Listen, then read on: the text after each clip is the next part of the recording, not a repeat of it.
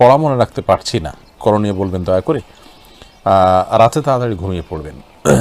Doctor নাবিলের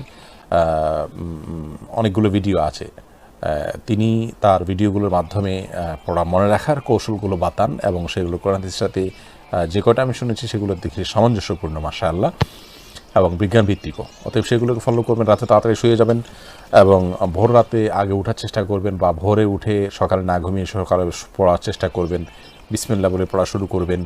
এবং আপনার যথাসম্ভব শয়তানের আক্রমণ থেকে বাঁচার যে পন্থাগুলো আছে, একটা ভিডিও আমাদের আছে শয়তানের আক্রমণ থেকে বাঁচার 15টি উপায়, সেই উপায়গুলো অবলম্বন করে আপনি যথাসম্ভব পড়াশোনা করার চেষ্টা করবেন।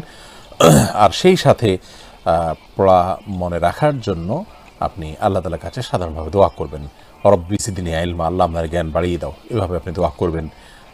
এবং আরও যে সমস্ত দোয়া, রব্বি ইয়াসসিরলি, রব্বি শাহলি সাদরি ওয়াসিরলি আমরি, আল্লাহ আমার অন্তরকে উন্মুক্ত করে দিন, আমার কাজকে সহজ করে দিন, এভাবে আল্লাহর কাছে দোয়া করবেন।